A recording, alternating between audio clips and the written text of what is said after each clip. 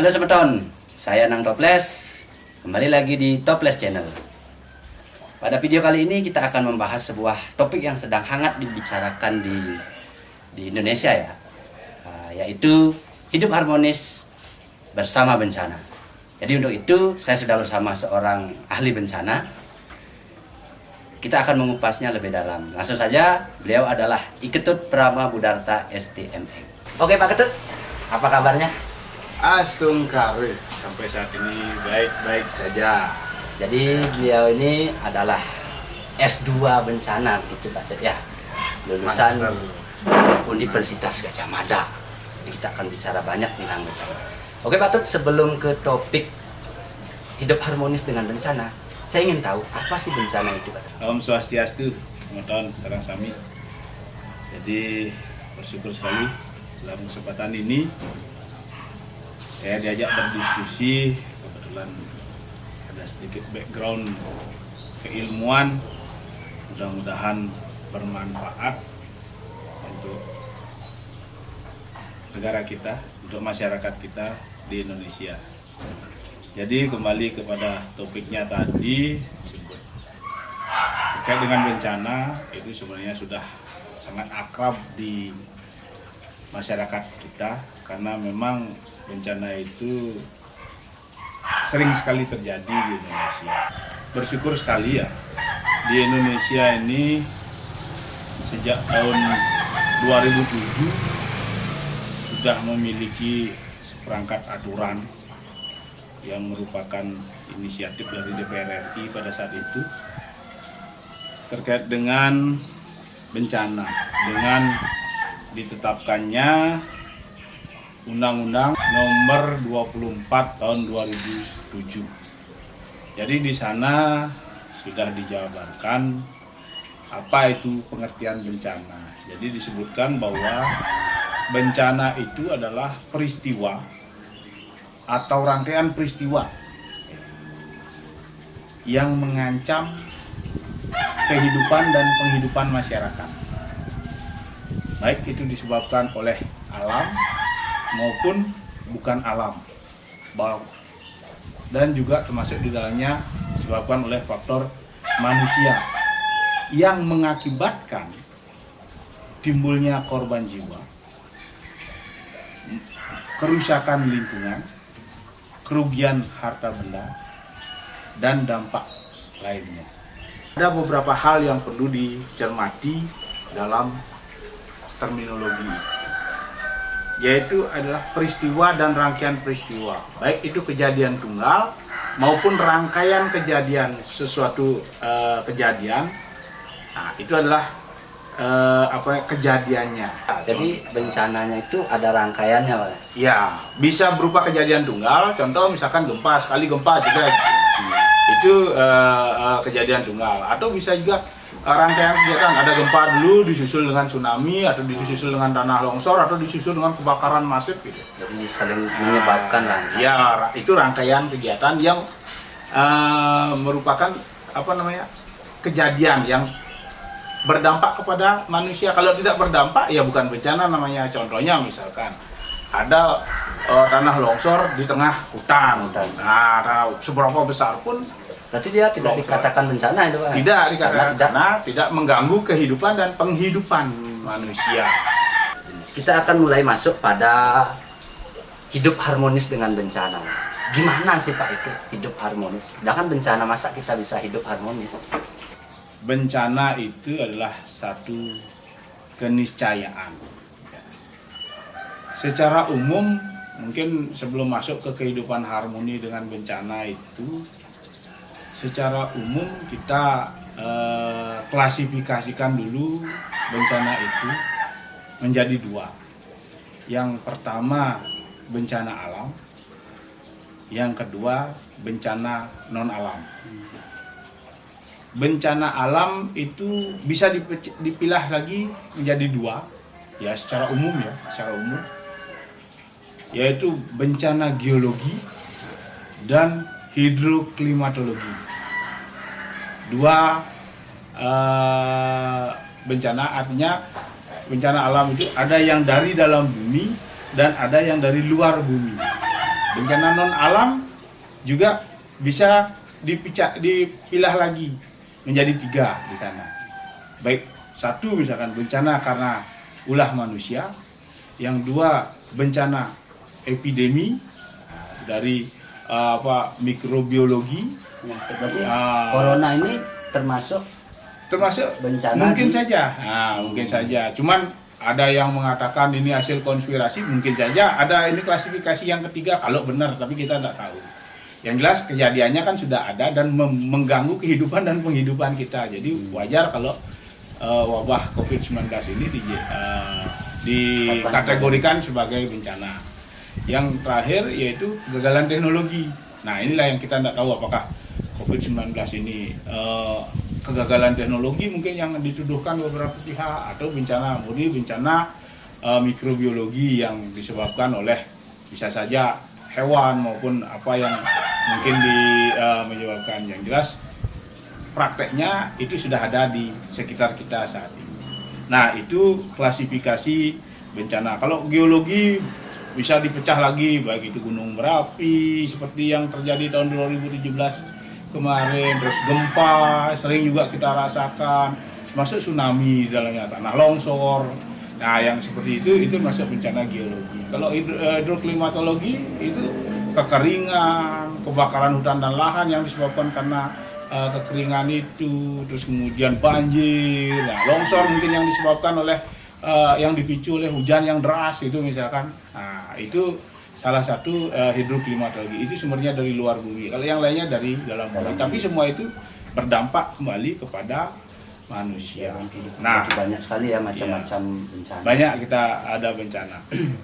Terus kemudian terkait dengan posisi kita, sebelum kita ke harmonis, tadi kita sudah ada klasifikasi. Posisi kita sekarang ini kan ada di Indonesia. Kita tahu bahwa Indonesia itu terletak di daerah Khatulistiwa dan berada di pertemuan 4 lempeng dunia. Untuk kita di Bali terutama 2 lah yang paling besar. Yang pertama Indo-Australia yang ada di sebelah selatan, mungkin sekitar 300 km dari bibir pantai Bali ke selatan antara Bali dengan Australia.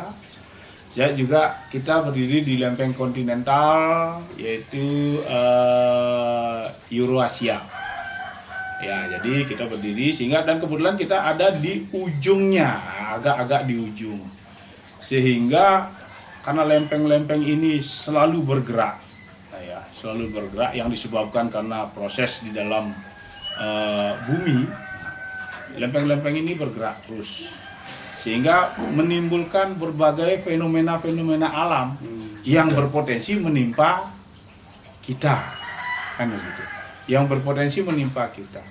Kalau di daerah Khatulistiwa berarti kita dihadapkan pada cuaca yang mungkin sering terjadi hujan, cuaca ekstrem, ya, sering terjadi kekeringan mungkin, nah, atau hal-hal yang lainnya yang dampak ikutannya yang merupakan dampak daripada hidroklimatologi kita. Nah, itu mungkin gini. Nah, sementara dari sudut pandang geologinya, nah, maka yang terjadi di Indonesia itu banyak pegunungan, nah, dan banyak patahan-patahan yang aktif sehingga berpotensi terjadi bencana gunung berapi, terus kemudian gempa, terus yang diikuti oleh tsunami, tanah longsor akibat daerah yang berbukit yang seperti itu. Itu adalah keniscayaan sangat besar peluangnya terjadi di sekitar kita. Nah, sehingga ketika kita sudah mengetahui bahwa bencana itu ada di sekitar kita, maka bagi saya tidak ada pilihan lain dalam menyikapinya selain hidup harmoni dengan mau melawan alam. Apa sanggup kita manusia melawan alam ini? Tidak mungkin lah kita bisa melawan ini. Satu-satunya cara ya segala pola pikir, tingkah laku kita harus selaras dengan potensi-potensi kejadian yang bisa terjadi yang akan mempengaruhi hidup dan penghidupan kita. Menurut Pak Tut ini ada enggak kira-kira mungkin langkah-langkah 1, 2, 3 atau berapa yang bisa menjadi gambaran umum gimana sih kita hidup harmonis dengan bencana itu? Iya, hidup harmonis ini dengan bencana ini menjadi tren ya di masyarakat sejak terakhir Pak Presiden mengutarakannya melalui media massa untuk menyikapi wabah COVID-19 ini. Yaitu menurut saya tindakan yang sangat tepat. Tapi sebenarnya hidup harmoni dengan bencana ini sudah digaungkan ya pasca tsunami Aceh tahun 2004 dan gempa Jogja tahun 2006 oleh para penggiat kebencanaan di Indonesia. Banyak ahli-ahli bencana yang sudah menyampaikan gagasannya untuk bagaimana kita bisa hidup harmoni dalam bencana ini. Nah, apa lantas langkah-langkah yang harus kita ambil dalam rangka hidup harmoni dengan bencana? Yang pertama tentu harus kita pahami ancaman atau bencana itu sendiri. Apa peluang ancaman yang terjadi di sekitar kita? Misalnya Ya. kalau saya tinggal di tepi pantai berarti ancamannya itu Namanya tsunami mungkin atau minimal gelombang pasang lah, kayak itu gelombang pasang. Kalau kita tinggal di lereng gunung berapi, maka harus waspada terhadap gunung ada meletus. gunung meletus. Kalau kita tinggal di sekitar patahan seperti di Karangasem ini misalkan, iyalah waspada juga terhadap bahaya gempa bumi. Dan kita harus kenali. Nah, sekarang ini kita sudah tahu di sekitar kita ada ancaman COVID-19, coronavirus. Nanti kita harus kenali bagaimana kejadiannya, bagaimana cara dia mengenai kita, bagaimana cara penyebarannya, dan bagaimana upaya-upaya penanggulangannya. Ya kalau misalkan kita menanggulangi, misalkan kita tahu ada potensi gempa gitu, maka konstruksi bangunan harus dihitung dengan cermat. Kalau tahu ada misalkan COVID-19 potensinya, maka protokol kesehatan harus dijalankan, kayak itu cuci tangan. Nah, mohon maaf sekarang kenapa saya tidak pakai masker, kan karena ini di rumah sendiri dan sudah jaga jarak lah dengan orang lain. Terus yang kedua, setelah potensi ancaman itu kita ketahui, maka kita harus menilai kapasitas diri kita. Nah, kapasitas diri itu lebih pada, kalau di analisa SWOT itu strength, kekuatan kita. Apa yang kita punyai, kita lihat ya. Baik itu dilihat dari sisi sudut pandang ekonomi, fisik, ya kesehatan, dan yang lain-lainnya. Ya, kita contohnya misalkan dalam hal gempa gitu misalkan ya. Oh, saya sudah merancang rumah saya untuk mampu menahan gempa ya minimal sampai dengan 7 atau 8 skala Richter. Nah, skala Richter itu cara teorinya, tapi apakah itu pasti aman? Ya belum tentu. Tidak ada yang menjamin bahwa tidak terjadi gempa 9 atau 10 skala Richter di sekitar kita. Enggak. Tapi kan dari sisi kesejarahannya kita bisa lihat. Jangan kita sudah mempersiapkan. Ya, kita persiapkan ya yang sebaik mungkin. Tapi kalau kita misalkan dari sejarah, misalkan untuk gempa ini ya, dari sejarah 500 tahunan karena terjadi maksimal gempa 7, terus kita siapkan bangunan untuk menahan 10 skala Richter, ya mungkin biayanya akan terlalu besar ya, sampai dengan rumah ini harus dirobohkan, gempa itu belum tentu terjadi. Nah, walaupun peluang terjadinya masih tetap ada kan gitu, peluang terjadinya ya, kita juga tidak bisa mengabaikan hal ini. Tapi di sisi yang lain kita juga harus paham dengan kapasitas dan kemampuan diri kita ya, karena ada kebutuhan-kebutuhan lain yang juga perlu kita persiapkan. Nah, selain kapasitas kita harus paham kerentanan. Kerentanan itu lebih pada kelemahan, ya kelemahan. Ada Ya, betul. kita harus mulai mengatur diri, ya, mulai mengatur diri. Contohnya misalkan kalau memang rumah kita misalkan sudah kita terima apa adanya gitu misalkan, minimal kita sudah tahu bagaimana cara mengevakuasi diri, di mana tempat penyelamatan, entah itu di bawah meja atau di yang disebut dengan segitiga kehidupan, di mana titik-titik terkuat dari rumah kita, ada namanya segi triangle life gitu ya, itu segitiga kehidupan, itu juga harus kita pahami, itu meningkatkan kapasitas, menurunkan kerentanan. Kalau seandainya kita sakit-sakitan, upayakan misalkan dalam era COVID-19 ini kita seminimal mungkin berinteraksi dengan orang lain. Nah itu karena kita kerentanannya tinggi, karena fungsi resiko bencana itu adalah ancaman dikali kerentanan dibagi kapasitas. Nah itu kebalik itu. Nah itu menghitung resikonya. Ya. Nah jadi itu hal-hal yang perlu kita persiapkan juga.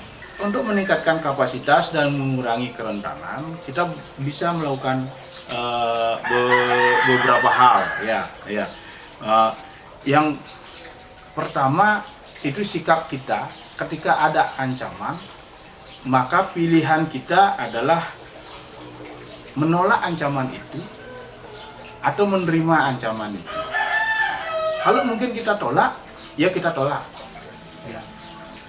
Contoh misalkan yang bisa kita tolak, misalkan ada peluang tanah longsor, terus kita buat senderan yang kuat sehingga tidak terjadi. Ya, berarti itu menolak. Itu termasuk kategori pencegahan. Tolak itu, cegah itu. Tapi kan terlalu banyak hal yang tidak bisa kita tolak. Ya. Kita harus terima. Nah, ketika terima, nah inilah perlu sikap. Ya, untuk mengurangi resiko tadi. Sikapnya apa? Meningkatkan kapasitas, menurunkan kerentanan. Ya. Bagaimana caranya? Ya, kita bisa satu misalkan mengasuransikan diri kita. Nah, itu dalam kapasitas kita mengalihkan sebagian resiko, ya, sebagian resiko. Mohon maaf, saya tidak promosi asuransi. Bukan asuransi nih ya. Bukan tapi salah satu asuransi, caranya. Tapi harus diakui asuransi adalah salah satu cara untuk berbagi risiko, walaupun tidak bisa mengganti yang hilang kan. Jadi kita udah tahu misalnya udah sering terjadi bencana, salah satunya di asuransi. Ya, baik itu jiwa kita yang diasuransikan ataupun harta benda, baik itu rumah, kendaraan, kan sudah banyak asuransi yang menawarkan itu bisa dilakukan. Jadi kalaupun terjadi bencana kita memiliki kerugian, setidaknya masih ada asuransi. Masih ada asuransi yang mengganti. Jadi walaupun tidak bisa mengganti yang hilang, tapi bisa sedikit meringankan bagi yang masih tertinggal, kan begitu ya. Kita sudah berbicara banyak seputar bencana. Terima kasih Pak atas ilmunya. Mudah-mudahan tentang bermanfaat. kebencanaan. Sekali lagi seperti disampaikan oleh Pak Ketut, bencana itu pasti ada di sekitar kita, tinggal kita kenali. Dan kita harus tahu apa yang harus kita lakukan, maka itulah salah satunya hidup harmonis dengan bencana. Oke, terima kasih teman-teman sudah menyimak video ini. Kita akan kembali lagi pada video-video lainnya. Untuk itu jangan lupa like, share, dan subscribe. Terima kasih.